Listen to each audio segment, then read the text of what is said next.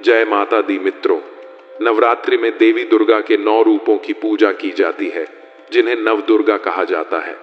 ये 9 रूप हैं: शैलपुत्री, ब्रह्मचारिणी, चंद्रघंटा, कुष्मांडा, स्कंदमाता, कात्यायनी, कालरात्रि, महागौरी और सिद्धिदात्री। प्रत्येक देवी एक विशेष शक्ति का प्रतीक है और भक्तों को अलग अलग वरदान देती है।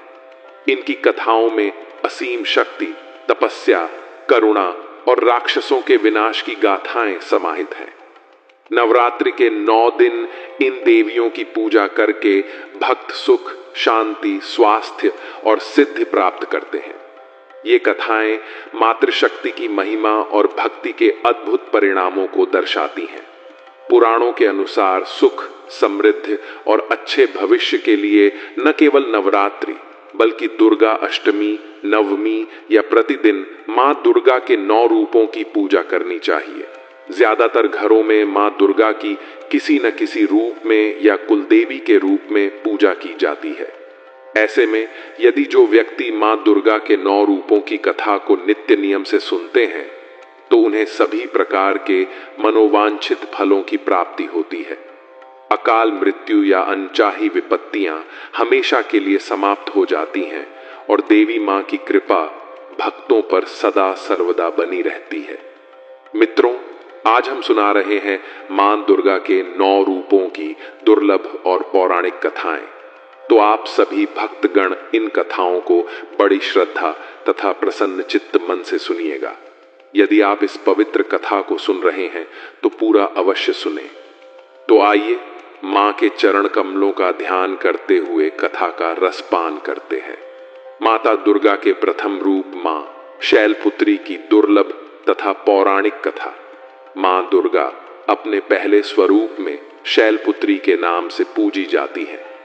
यदि उचित ढंग से की जाए तो शैलपुत्री की पूजा से मूलाधार चक्र जागृत किया जा सकता है। पर्वतराज हिमालय की पुत्री होने के कारण इनका नाम शैलपुत्री पड़ा। शैलपुत्री देवी सती का रूप है। अपने पूर्व जन्म में वे प्रजापति दक्ष की कन्या के रूप में उत्पन्न हुई थीं, तब इनका नाम सती था। उनके बाएं हाथ में कमल और दाएं हाथ में त्रिशूल रहता है। क्योंकि मां शैलपुत्री का वाहन वृषभ है, इसीलिए उन्हें वृषभरूढ़ा भी कहा जाता है। उनका विवाह महादेव शिवजी के साथ हुआ। दक्ष ने सती का शिवजी के साथ विवाह अपने पिता ब्रह्मा के कहने पर किया था, परंतु दक्ष शिवजी की जीवन शैली के कारण उन्हें पसंद नहीं करते थे। एक बार दक्ष ने एक बहुत बड़े यज्ञ का आयोजन किया, जिसमें उन्होंने समस्त देवताओं को अपना अपना यज्ञ भाग प्राप्त करने के लिए निमंत्रण दिया, किंतु शिव जी को उन्होंने इस यज्ञ में आमंत्रित नहीं किया। देवी सती ने जब सुना कि हमारे पिता एक अत्यंत विशाल यज्ञ का अनुष्ठान कर रहे हैं, जिसमें सभी देवी देवता आमंत्रित हैं, तब वहां जाने के लिए उनका मन व्याकुल हो उठा। उन्होंने शिव जी के सामने पिता के यहां जाने की इच्छा व्यक्त की, परंतु शिव जी ने समझाया कि एक विवाहित स्त्री को अपने पिता के यहां बिना निमंत्रण के नहीं जाना चाहिए। भगवान शिव ने कहा, हे प्रिय, हे सती, प्रजापति दक्ष किसी कारणवश हमसे रुष्ट है।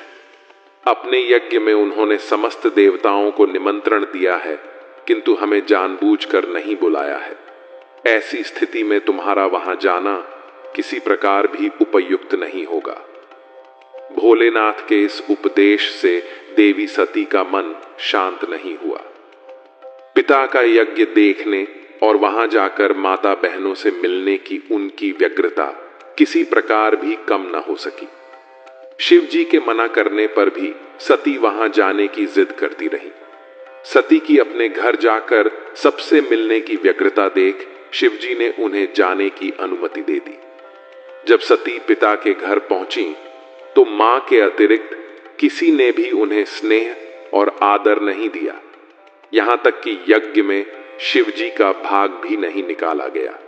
जब सती ने पिता दक्ष से इसका कारण पूछा तो दक्ष ने उत्तर दिया कि शिव भभूत धारण करते हैं, मुंडों की माला पहनते हैं, वे देवताओं के साथ बैठने योग्य नहीं है। पति के लिए ऐसे अपमानजनक शब्द सुनकर सती को बहुत दुख हुआ और उन्हें भयंकर क्रोध आया। उन्हें समझ आ गया कि शिव जी की बात न मानकर उन्होंने बहुत बड़ी गलती की है।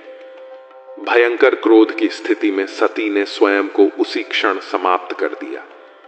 इस भयावह घटना को सुनकर शिव जी ने अपने गणों को वहां भेजा और यज्ञ को पूर्णतया विध्वंस कर दिया।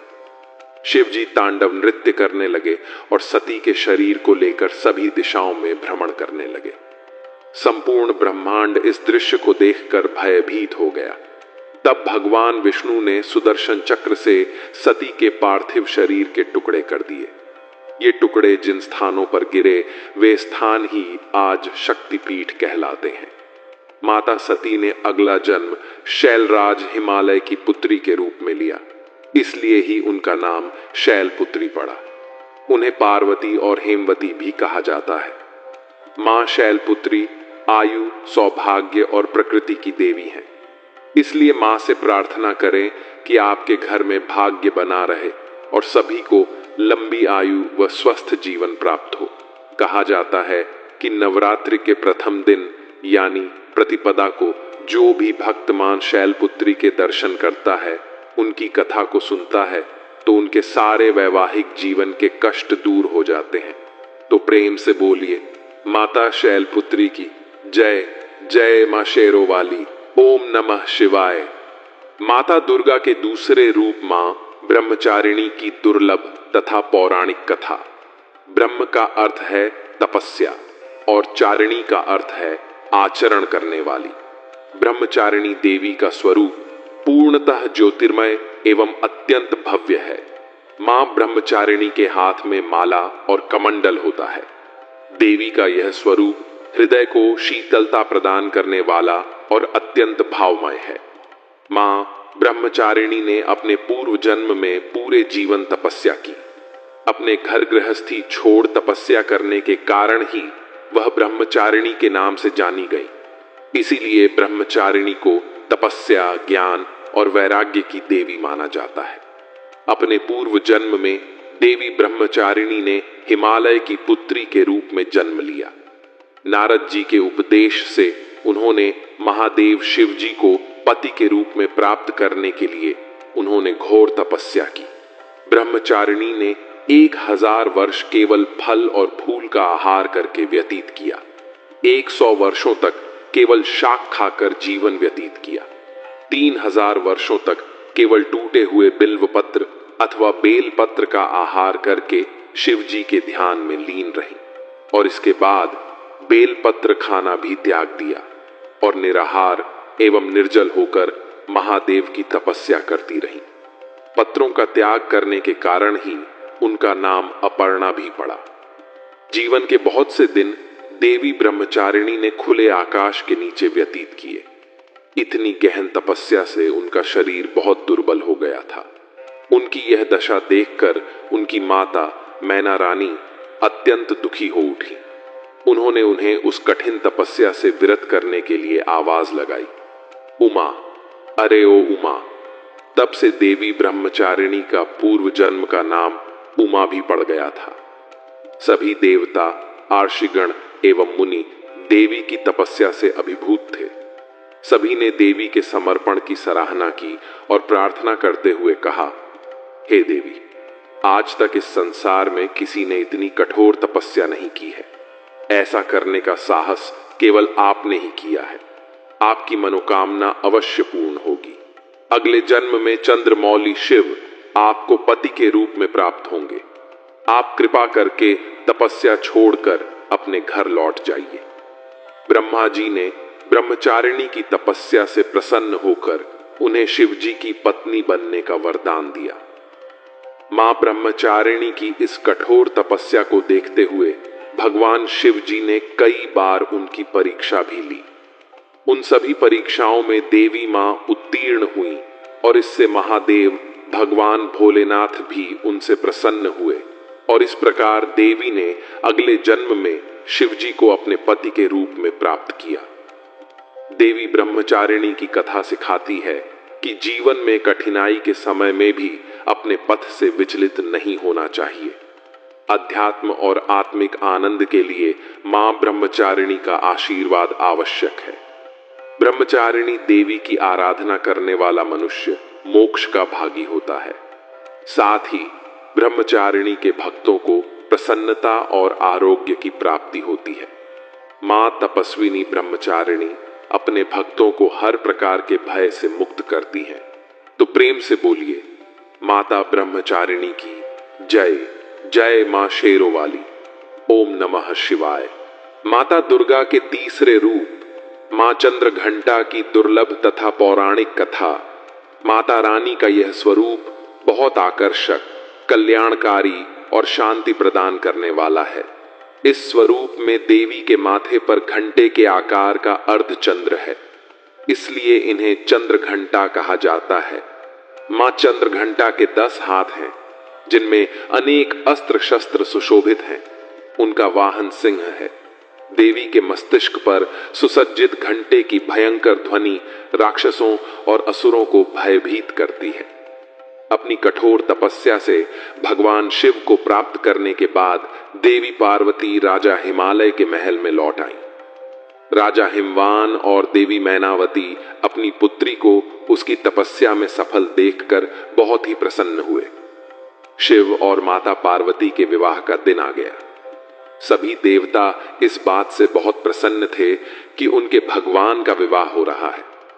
भगवान शिव के सभी गण उनकी बारात के साथ राजा हिमालय के महल में गए। वह तो भोलेनाथ हैं। उनका नाम ही शिव है, जो सादगी और तप का प्रतीक है। उन्हें बाहरी दिखावे और औपचारिकताओं के पालन की क्या परवाह। वह जैसे थे वैसे ही विवाह के लिए आगे बढ़े। वासुकी और तक्षक जैसे सबसे भयानक सांपों की माला, कंगन, कमरबंद और बालियां उनके आभूषण थे। उनके बाल उलझे हुए थे। उनका पूरा शरीर शमशान की राख से ढका हुआ था। उन्होंने अपने 5 मुख प्रकट किए। वह प्रभावशाली, उग्र और तीव्र दिख रहे थे। बारात में रथों और घोड़ों पर सवार राजर्षियों के विपरीत भगवान शिव एक बैल पर सवार होकर आए थे। माता पार्वती की मां नैना देवी, जो अपने दामाद को देखने की उम्मीद में खड़ी थीं, जिनके लिए उनकी बेटी ने इतनी कठोर तपस्या की थी, भगवान शिव के प्रकट होने पर स्तब्ध और निराश हो गई। उनका रूप न केवल अप्रिय था, बल्कि वह अत्यंत अनियंत्रित और विचित्र वेशभूषा से युक्त थे। भूत प्रेतों के कोलाहल और बम बम भोले के नारों से वातावरण गूंजायमान था। भूत, पिशाच, साधु और अघोरी बारात में शामिल हुए थे। गंध इतनी तीव्र थी कि मर्यादा का कोई स्थान नहीं रहा था।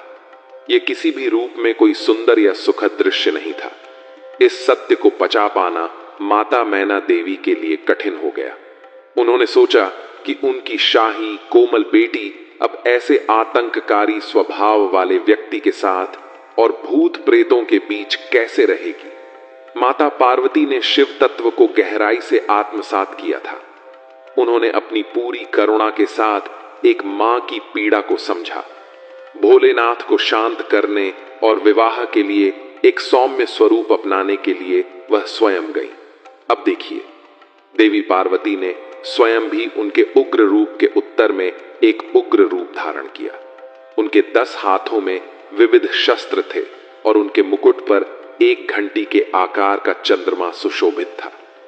देवी के इस रूप को चंद्र घंटा कहा जाता है।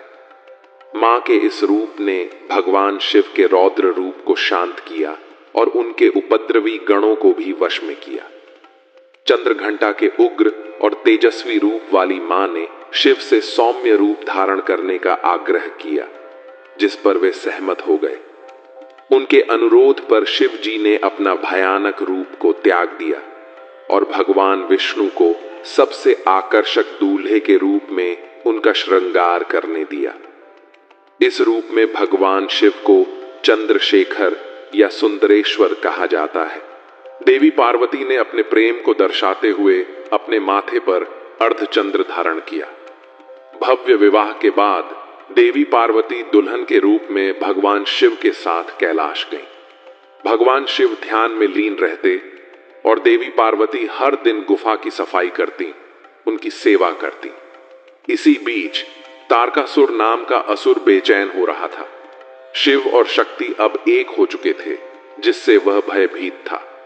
उसने एक दुष्ट चमगादड़ राक्षस जतुकासुर को भेजा कि वह शिव और शक्ति के नवविवाहित जीवन को बाधित करे।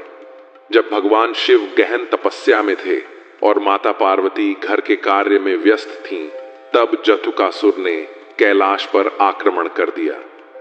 चमगादड़ों ने आकाश को ढक लिया और देवी का घर उजाड़ना शुरू कर दिया। नंदी और अन्य गणों ने प्रयास किया पर विफल रहे।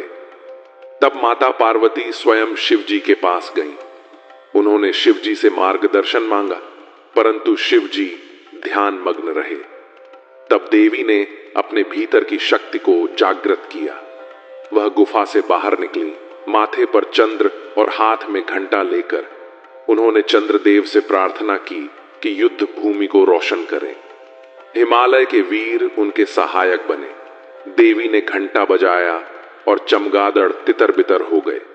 उन्होंने जतुकासुर के सिर पर प्रहार किया और उसे एक झटके में समाप्त कर दिया। देवी के इस रूप को ब्रह्मदेव ने चंद्र घंटा के रूप में मान्यता दी। मान्यता है कि यदि मां चंद्र घंटा की पूर्ण विधि विधान से पूजा अर्चना की जाए तो यश और सम्मान की प्राप्ति होती है। देवी चंद्र घंटा कष्टों से मुक्ति दिलाने वाली और हृदय रोग निवारक मानी जाती है। यह भी कहा जाता है कि माता चंद्र घंटा की आराधना से भक्तों को पिछले जन्मों के भी पापों से मुक्ति मिलती है।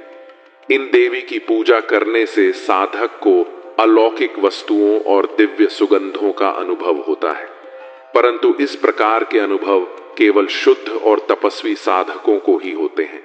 इसलिए स्वच्छ शरीर, पवित्र मन और शुद्ध हृदय से देवी की आराधना कर मां से आशीर्वाद प्राप्त करना चाहिए। उनकी उपासना से सहज ही सभी सांसारिक कष्टों और बंधन से मुक्त होकर हम ध्यान मग्न हो सकते हैं। तो प्रेम से बोलिए, माता चंद्र घंटा की जय। जय मां शेरों वाली। ओम नमः शिवाय। माता दुर्गा के चौथे रूप मां कूष्मांडा की दुर्लभ तथा पौराणिक कथा। कूष्मांडा शक्ति का चौथा स्वरूप है। इन्हें सूर्य के समकक्ष तेजस्वी माना गया है। 10 दिशाओं में देवी कूष्मांडा का तेज अलौकिक है। कहा जाता है कि ब्रह्मांड में उपस्थित सभी प्राणियों में जो तेज विद्यमान है वह इनकी केवल छाया मात्र है। रूप अलौकिक है। माता कूष्मांडा की 8 भुजाएं हैं, इसीलिए इन्हें अष्टभुजा भी कहा जाता है। इनके हाथों में क्रमशः कमंडल, धनुष, बाण, कमल पुष्प, अमृतपूर्ण कलश, चक्र तथा गदा है। 8वें हाथ में सभी सिद्धियों और निधियों को देने वाली जपमाला है। इस देवी का वाहन सिंह है। यह उस समय की बात है जब ब्रह्मांड अंधकार से भरा हुआ था, एक शून्य के समान, लेकिन फिर दिव्य प्रकाश की एक किरण चारों ओर फैली। अंधकार उजाले में परिवर्तित होने लगा। उस प्रकाश की कोई सीमा नहीं थी। सहसा वह प्रकाश एक दिव्य देवी के रूप में बदल गया। वह कोई और नहीं बल्कि स्वयं देवी माता कूष्मांडा थी। अपनी मंद हल्की हंसी के साथ ब्रह्मांड की उत्पत्ति करने के कारण इस देवी को कूष्मांडा नाम से संबोधित किया गया।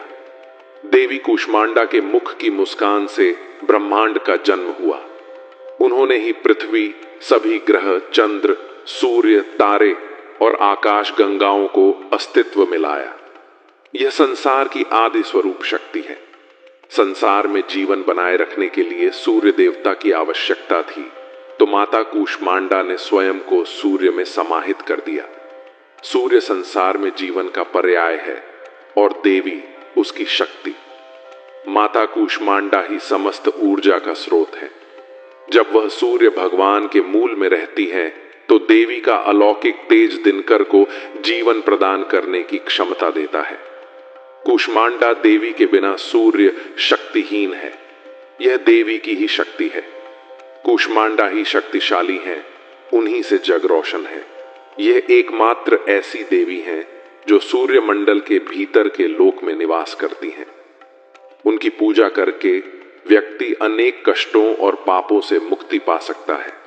माता कूष्मांडा की स्तुति करने से आयु, यश, शक्ति, बुद्धि की प्राप्ति होती है। साथ ही सभी रोगों से मुक्ति मिलती है। सभी तरह की नकारात्मक शक्तियां दूर हो जाती हैं और समस्याओं का समाधान होता है।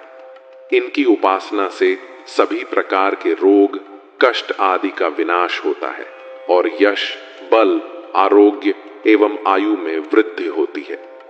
यदि विधि विधान से पूजा की जाए तो मां कुष्मांडा के आशीर्वाद से साधक को उनकी कृपा का अनुभव होने लगता है। उत्तर प्रदेश के कानपुर शहर के पास मां कुष्मांडा का एक प्राचीन और विचित्र मंदिर है।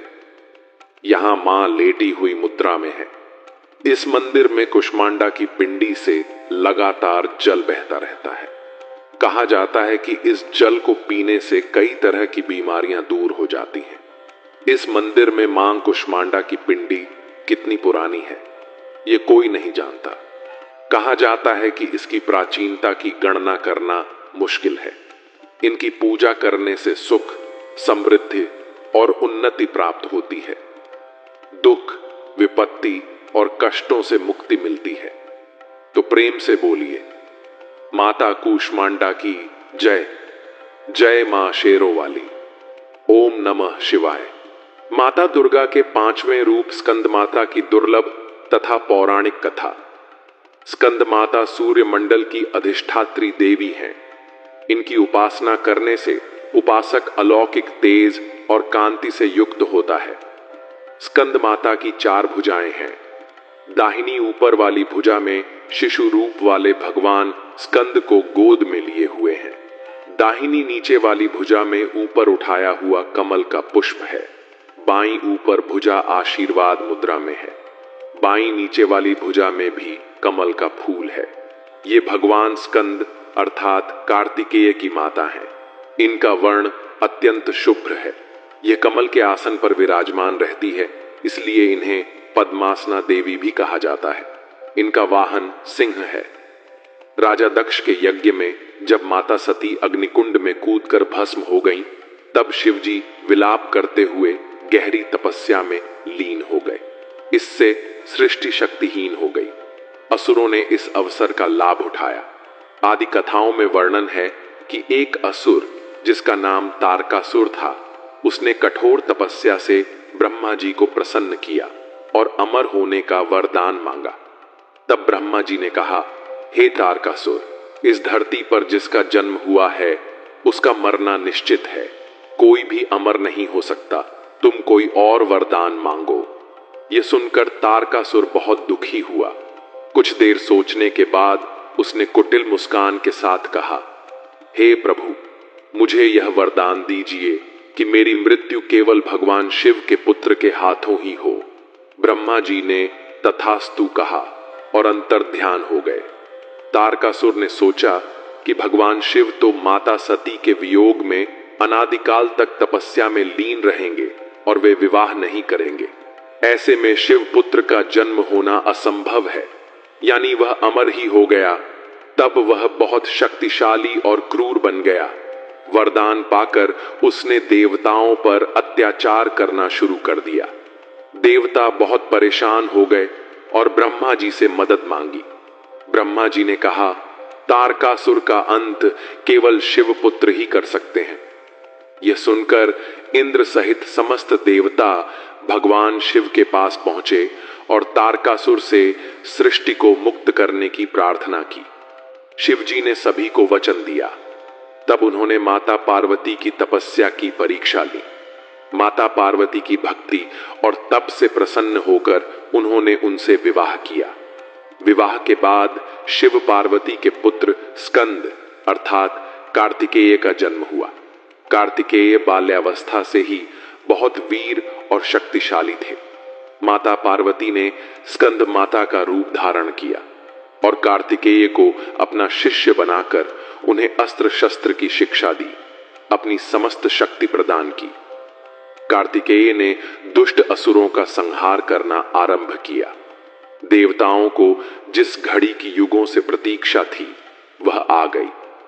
स्कंद ने तारकासुर से भयंकर युद्ध किया और उसका वध कर दिया। देवताओं ने भगवान कार्तिकेय की वीरता की प्रशंसा की और उन्हें देवताओं का सेनापति नियुक्त किया। स्कंद माता की आराधना से भक्त की सभी इच्छाएं पूर्ण होती हैं और मोक्ष का मार्ग सुलभ हो जाता है। स्कंद माता की पूजा से मोक्ष के द्वार खुल जाते हैं। इसलिए मन को पवित्र रखते हुए एकाग्र भाव से स्कंद माता की आराधना कर उनकी शरण में जाना चाहिए। इनकी उपासना से समस्त इच्छाओं की पूर्ति होती है और साधक को शांति और सुख की प्राप्ति होती है। स्कंद माता की उपासना से एक मूढ़ व्यक्ति भी ज्ञानी हो जाता है। संतान की उत्पत्ति के लिए भी स्कंद माता की पूजा की जाती है। तो प्रेम से बोलिए, स्कंद माता की जय। जय मां शेरों वाली। ओम नमः शिवाय। माता दुर्गा के छठे रूप माता कात्यायनी की दुर्लभ तथा पौराणिक कथा। मां का स्वरूप अत्यंत ही भावमय और दिव्य है। इनका वर्ण सोने के समान चमकीला और उज्जवल है। इनकी 4 भुजाएं हैं। माता का दाहिनी तरफ का ऊपर वाला हाथ अभय मुद्रा में है तथा नीचे वाला वर मुद्रा में।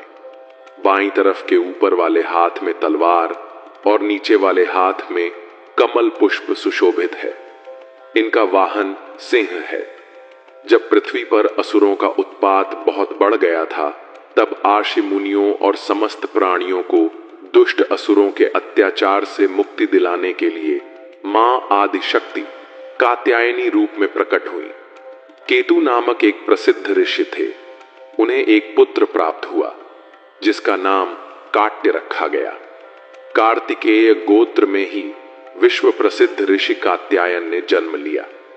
कात्यायन ने वर्षों तक देवी जगदम्बा की कठोर तपस्या की।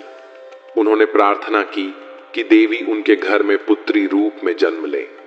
मां भगवती ने उनकी तपस्या से प्रसन्न होकर महर्षि कात्यायन के घर में जन्म लेना स्वीकार किया। आश्विन कृष्ण चतुर्दशी को यह मां जगदम्बा महर्षि कात्यायन की पुत्री के रूप में जन्मी। इसलिए इन देवी का नाम कात्यायनी पड़ा। जन्म के उपरांत कात्यायन आर्षि ने माता आदिशक्ति की विधिवत पूजा का आयोजन किया। सप्तमी, अष्टमी तथा नवमी तक 3 दिन उन्होंने कात्यायन आर्षि की पूजा ग्रहण की। दशमी को महिषासुर का वध कर दिया गया। महिषासुर का वध करने के पश्चात समस्त देव और मानव जय जयकार करने लगे। भगवान कृष्ण को पति के रूप में पाने के लिए ब्रज की गोपियों ने इन्हीं की पूजा कालिंदी अर्थात यमुना के तट पर की थी। यह ब्रजमंडल की अधिष्ठात्री देवी के रूप में प्रतिष्ठित है। भगवान श्री कृष्ण ने भी माता कात्यायनी की पूजा की थी। उनकी भक्ति को परिपूर्ण आत्मसात करने वाले ऐसे भक्त को सहज भाव से मां कात्यायनी के दर्शन प्राप्त होते हैं। मां कात्यायनी की भक्ति और उपासना द्वारा मनुष्य को बड़ी ही सरलता से अर्थ, धर्म, काम और मोक्ष की प्राप्ति होती है। उसके रोग, शोक, संताप आदि सर्वथा नष्ट हो जाते हैं। मां कात्यायनी की उपासना परेशानियों को नष्ट करने वाली है। उनकी आराधना से विवाह संबंधी कष्ट और दोष नष्ट हो जाते हैं। कात्यायनी की पूजा करने से देवगुरु बृहस्पति प्रसन्न होते हैं और अच्छा वर प्राप्त होने का वरदान देते हैं। वैवाहिक जीवन में यदि कष्ट हो तो भी मां कात्यायनी की उपासना फल प्रदान करने वाली है। यदि विवाह में विलंब हो रहा हो तो भी मां कात्यायनी की पूजा की जाती है। तो प्रेम से बोलिए, मां कात्यायनी की जय। जय मां शेरों वाली। ओम नमः शिवाय। माता दुर्गा के 7वें रूप माता काल रात्रि की दुर्लभ तथा पौराणिक कथा। मां काल रात्रि का स्वरूप तो अत्यंत विकराल है, परंतु यह अपने भक्तों को शुभ फल प्रदान करने वाली है। इस कारण इन्हें शुभंकरी भी कहा जाता है। अंधकारमय स्थितियों का विनाश करने वाली और काल से भी रक्षा करने वाली देवी है कालरात्रि। मां कालरात्रि दानवी शक्तियों का विनाश करने वाली है। अशुद्ध शक्तियां इनके नाम मंत्र से ही भयभीत हो जाती हैं। कालरात्रि की आराधना से भक्त हर प्रकार के भय से मुक्त हो जाते हैं। मां कालरात्रि का रूप अत्यंत विभत्स और विकराल है। उनके शरीर का रंग अंधकार के समान काला है, केश बिखरे हुए हैं और गले में मुंडों की माला है। देवी कालरात्रि के 3 नेत्रों से विद्युत के समान तीव्र प्रकाश निकलता रहता है। नासिका से उग्र अग्निशिखाएं निकलती हैं। उनकी एक भुजा वरदान प्रदान करती है और दाहिनी ओर नीचे की ओर झुकी हुई भुजा अभय मुद्रा में है। बाईं ओर ऊपर की भुजा में कांटा यानी शूल और नीचे की भुजा में कटार अथवा खड्ग है। देवी कालरात्रि की सवारी गर्दभ अर्थात गधा है। यदि शुद्ध मन और भावना से कालरात्रि की उपासना की जाए तो भक्त मनचाही सिद्धि प्राप्त कर सकता है। इनकी उपासना करते समय नियम और संयम का पूर्ण ध्यान रखना आवश्यक है। पौराणिक कथाओं के अनुसार शुंभ, निशुंभ और रक्तबीज नामक 3 दुष्ट दैत्य थे। इन तीनों ने मिलकर तीनों लोकों में हाहाकार मचा दिया था। समस्त प्राणियों और देवताओं के समक्ष जीवन संकट उत्पन्न हो गया था। इन दुष्ट दैत्यों के बल के आगे कोई भी अस्त्र शस्त्र काम नहीं आ रहा था। अंत में परेशान होकर सभी देवता भगवान शिव के पास पहुंचे और उनसे समस्त प्राणियों और अपने प्राणों की रक्षा की गुहार लगाई। शिवजी ने देवताओं की व्यथा को समझते हुए उन्हें इस संकट से छुटकारा दिलाने एवं समस्त प्राणियों की सुरक्षा का वचन दिया। शिव शंकर जी को पता था कि इन दैत्यों का संहार माता पार्वती ही कर सकती हैं। तत्पश्चात भगवान शिव ने माता पार्वती से कहा, हे देवी, आप आदि शक्ति जगत जननी हैं। आपके तेज का सामना तीनों लोकों में कोई नहीं कर सकता। आप इन दुष्ट राक्षसों का वध करके इस सृष्टि की रक्षा करें। शिव जी की आज्ञा पाकर माता पार्वती ने दुर्गा का रूप धारण किया और शुंभ, निशुंभ एवं रक्त बीज के वध के लिए निकल पड़ी। मगर रक्त बीज को यह वरदान मिला हुआ था कि जहां भी उसके रक्त की एक बूंद गिरेगी वहां रक्त बीज जैसा दूसरा दैत्य उत्पन्न हो जाएगा, जिसके कारण उसका वध करना अत्यंत कठिन हो गया। मां दुर्गा ने युद्ध प्रारंभ कर दिया। भीषण युद्ध हो रहा था। ऐसा प्रतीत हो रहा था जैसे पृथ्वी रक्त से लाल हो जाएगी। मां दुर्गा अपने सिंह पर सवार होकर दानवों के खेमे में प्रलय मचा रही थी। रौद्र रूप देखकर दानव भय से कांपने लगे। चारों तरफ रक्त और लाशों का अंबार लग गया था। सभी दानव काल के गाल में समा गए, मगर असल कार्य तो रक्त बीज का वध करना था। जब भी मां दुर्गा रक्त बीज पर प्रहार करती, वह हंसने लगता और जहां भी उसका रक्त गिरता वहां सैकड़ों रक्त बीज उत्पन्न होकर युद्ध करने लगते। माता समझ गईं कि इसका वध करने के लिए रक्त भूमि पर नहीं गिरने देना है। आदिशक्ति माता दुर्गा ने अपने तेज से मां कालरात्रि को उत्पन्न किया।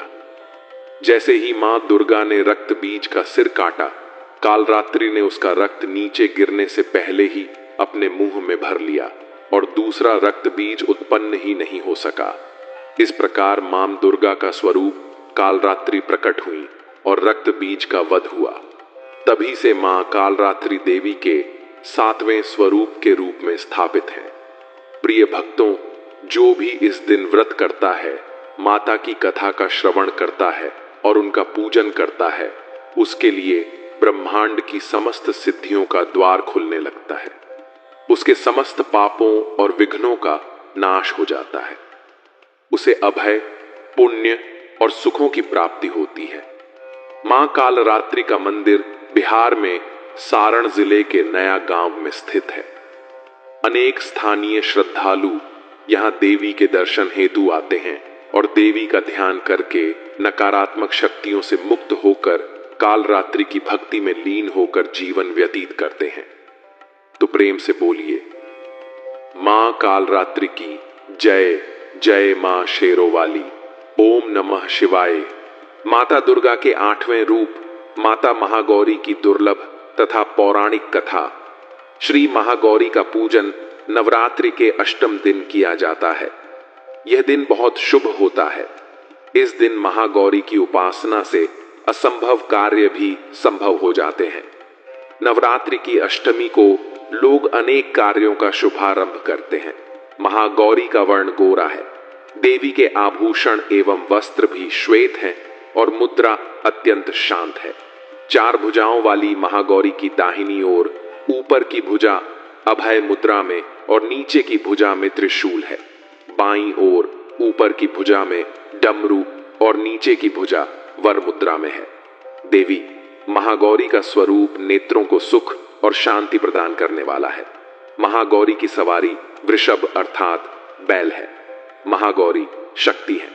इनके ओज और तेज से संपूर्ण जगत प्रकाशमान होता है। दुर्गा सप्तशती में उल्लेखनीय राक्षसों से पराजित होने के पश्चात देवताओं ने गंगा तट पर जिन देवी की आराधना की वे आदि शक्ति महागौरी ही हैं। महागौरी के विषय में 2 कथाएं प्रचलित हैं। एक कथा के अनुसार महादेव को पति रूप में प्राप्त करने के लिए देवी ने कठोर तपस्या की, जिससे उनका शरीर काला पड़ गया। उनकी तपस्या से प्रसन्न होकर शिवजी ने देवी को स्वीकार किया और उनका शरीर गंगा जल से धोया। तब से देवी का शरीर अत्यंत कांतिमान और तेजपूर्ण हो गया और तभी से इन्हें महागौरी कहा जाने लगा। दूसरी कथा के अनुसार एक बार शिवजी ने पार्वती जी के रूप को लेकर कुछ कटु शब्द कह दिए, जिससे पार्वती जी आहत हुईं और कठोर तपस्या में लीन हो गईं। जब अनेक वर्षों तक मां पार्वती वापस नहीं आई, तब शिवजी उनकी खोज में निकल पड़े और अंततः उन्हें ढूंढ लिया। जैसे ही शिवजी ने मां पार्वती को देखा, वे आश्चर्यचकित हो गए। उनके चेहरे पर तेज श्वेत रंग और उनकी ओजपूर्ण कांति देखकर शिवजी ने उन्हें गौर वर्ण का वरदान दिया और तब से ही पार्वती जी को महागौरी के नाम से जाना गया। देवी महागौरी ने शिवजी को अपनी तपस्या से प्रसन्न किया और उन्हें पति रूप में प्राप्त करने हेतु घोर तपस्या की। इसलिए विवाहित स्त्रियां अपने सुहाग की रक्षा की प्रार्थना के साथ अष्टमी के दिन महागौरी को लाल रंग की चुनरी, सिंदूर और सुहाग की अन्य वस्तुएं अर्पित करती हैं। महागौरी की उपासना कल्याणकारी है और भक्तों के सभी कष्ट हरने वाली है। इसलिए अष्टमी के दिन मां से प्रार्थना करनी चाहिए और शुद्ध मन से आराधना कर उनकी शरण में जाना चाहिए। तो प्रेम से बोलिए, मां महागौरी की जय। जय मां शेरोवाली। ओम नमः शिवाय। माता दुर्गा के 9वें रूप मां सिद्धिदात्री की दुर्लभ तथा पौराणिक कथा। देवी का यह रूप भक्तों को सभी प्रकार की सिद्धियां प्रदान करने वाला है। मार्कंडेय पुराण में 8 सिद्धियों का उल्लेख मिलता है, जिनके नाम क्रमशः अणिमा, महिमा, गरिमा, लघिमा, प्राप्ति, प्राकाम्य, ईशित्व एवं वशित्व है। ब्रह्मवैवर्त पुराण में 10 सिद्धियों का उल्लेख है। इसी प्रकार पुराणों में कुल मिलाकर 18 सिद्धियों का उल्लेख मिलता है। मां सिद्धिदात्री इन सभी सिद्धियों की स्वामिनी है और अपने भक्तों को यह सिद्धियां प्रदान करती हैं।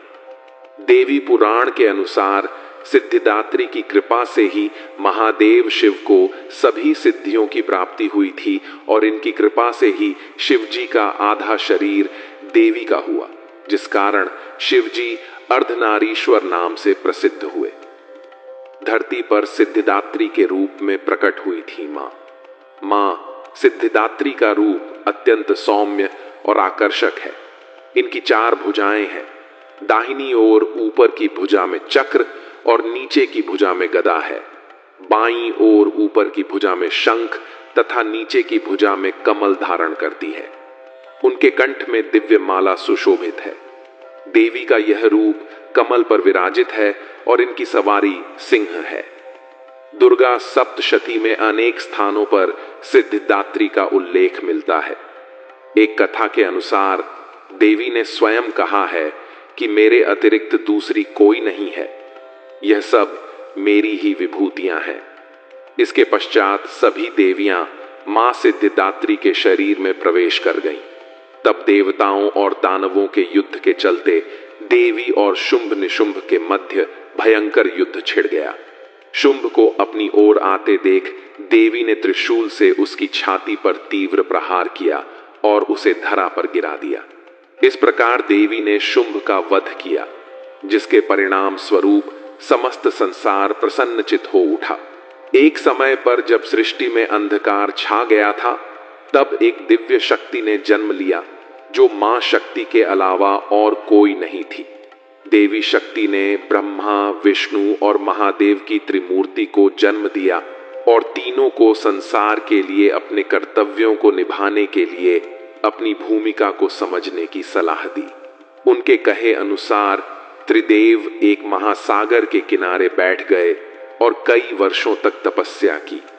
तब महादेवी ने सिद्धिदात्री के रूप में उन्हें दर्शन दिए और तीनों को अपनी शक्तियों के रूप में पट्टिका दी ताकि वे लोग उनकी मदद से सृष्टि रचना का कार्य कर सकें। और धीरे धीरे सृष्टि में सब कुछ निर्माण हुआ। इस तरह मां सिद्धिदात्री की कृपा से सृष्टि की रचना, पालन और संहार का कार्य संचालित हुआ। उसी समय भगवान शिव ने माता सिद्धिदात्री की कठोर तपस्या करके 8 सिद्धियों को प्राप्त किया था। साथ ही मां सिद्धिदात्री की कृपा से भगवान शिव का आधा शरीर देवी का हो गया और वे अर्धनारीश्वर कहलाए। मां दुर्गा का यह अत्यंत ही शक्तिशाली स्वरूप है। इस ब्रह्मांड की शक्ति देवी दुर्गा हैं, जिन्होंने समय समय पर विभिन्न रूप धारण करके प्रकृति और सृष्टि के संरक्षण का कार्यभार संभाला। जब किसी दैत्य के सामने देवताओं का युद्ध कौशल कम पड़ जाया करता था तो स्वयं मां आदिशक्ति भवानी सिद्धिदात्री अपने पुत्रों की रक्षा करती थी। माता सिद्धिदात्री देवी दुर्गा, जो न सिर्फ नारी शक्ति का स्वरूप है बल्कि भक्तों की आस्था का परम केंद्र भी है। एक समय पर महिषासुर नामक एक भयंकर राक्षस ने चारों ओर हाहाकार मचा दिया। वह जहां जाता था वहां मौत का नाच होता था और वह ऋषियों के यज्ञों में विघ्न उत्पन्न करता था। महिषासुर को वरदान प्राप्त था कि कोई भी देव, पशु या नर उसका वध नहीं कर सकता। इसीलिए स्वयं त्रिदेव भी उसको मारने में असमर्थ थे। निरंकुश दैत्यराज महिषासुर ने अपने वरदान को कवच के रूप में उपयोग करते हुए देवलोक में भी अपना आधिपत्य जमा लिया और देवों को वहां से निकाल फेंका। देवताओं के यज्ञ भाग को भी उसने अपने वश में कर लिया। असुरों के अत्याचार से परेशान होकर सभी देवता त्रिदेव के पास गए और अपनी स्थिति बताने लगे। सभी देवताओं के मुख पर चिंता स्पष्ट थी। त्रिदेव पहले से ही यह सब हाल जानते थे। यह सब जानकर भगवान शिव मुस्कुराए और बोले, हे नारायण, अब समय है कि हम सभी अपने तेज से इस जग की रक्षा के लिए देवी दुर्गा का आवाहन करें। यह सुनकर स्वयं ब्रह्मादेव और नारायण ने भी हामी भरी। इसके बाद स्वयं भगवान शिव, भगवान विष्णु और ब्रह्मादेव के शरीर से तेज उत्पन्न हुआ और वह एक जगह आकर मिल गया। इसके बाद वहां जितने भी देवता उपस्थित थे सभी के शरीर से भी मां का तेज उत्पन्न हुआ और वह सभी त्रिदेवों के उस परम तेज में आ मिले। उस दिव्य तेज ने एक सुंदर स्त्री का रूप ले लिया।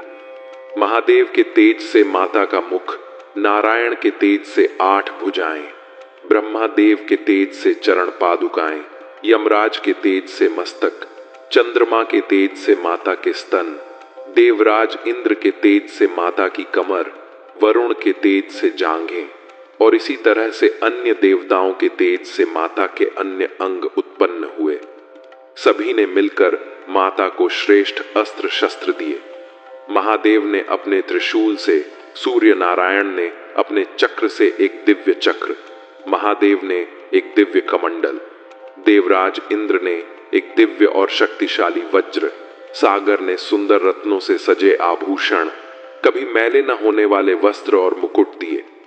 वरुण ने शंख, हिमालय ने माता को सवारी रूप में सिंह प्रदान किया और इसी प्रकार देव शिल्पी विश्वकर्मा ने माता के लिए दिव्य अस्त्र शस्त्र का निर्माण किया। माता का यह स्वरूप अत्यंत तेजस्वी और भयंकर था। देवी के इस विशाल और भव्य स्वरूप को देखकर सभी देवताओं ने करबद्ध होकर उनकी स्तुति की तथा देवी पर पुष्प वर्षा की। माता ने प्रसन्न होकर कहा, हे देवों, कहो मेरा प्रादुर्भाव किस प्रयोजन से किया गया है? मैं अत्यंत प्रसन्न हूं। मुझे बताओ, मैं तुम्हारी समस्या का समाधान करूंगी। इसके बाद देवताओं ने सारा हाल कह सुनाया। इसके बाद रण क्षेत्र में माता ने विकराल रूप धारण कर पहले दैत्यराज की सेना का विध्वंस किया और बाद में महिषासुर को भी मार डाला। इसी तरह से पूर्व समय में दुर्गम नामक एक महाबली असुर था। उसने भगवान ब्रह्मा की कठोर तपस्या करके अद्भुत वरदान प्राप्त कर लिया। वरदान के प्रभाव से दुर्गमासुर ने वेदों का अपहरण कर लिया, जिससे सारी धार्मिक क्रियाएं और भावनाएं लुप्त हो गईं। दुर्गमासुर ने अहंकार के वश होकर संसार को अपमानित और पीड़ित कर रखा था। संसार में अकाल पड़ गया। जीव अन्न और जल के लिए छटपटाने लगे। तीनों लोकों में त्राही त्राही मच गई। देवता भी यह सब देखकर डरे हुए थे। सभी देवता मां भवानी की शरण में गए और प्रार्थना करने लगे, हे मां भवानी, हे मां सिद्धिदात्री, आप असुरों का संहार करने वाली हैं।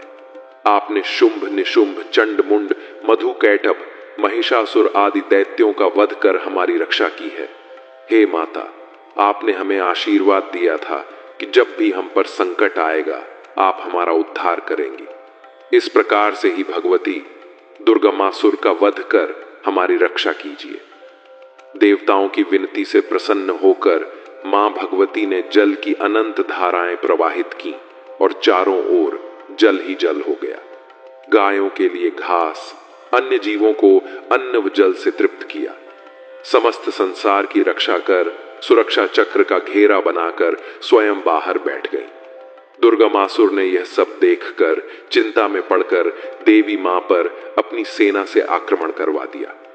माता रानी ने समस्त संसार पर करुणा करते हुए उस असुर का वध कर संसार को अभय दान दिया। तो प्रेम से बोलिए, मां महागौरी की जय। जय मां शेरों वाली। ओम नमः शिवाय। मित्रों, आशा है आपको हमारा यह प्रयास अवश्य पसंद आया होगा। कृपया वीडियो को लाइक और शेयर करें और चैनल सब्सक्राइब करना ना भूलें। माता रानी आपकी सभी मनोकामनाएं पूर्ण करें। जय माता दी।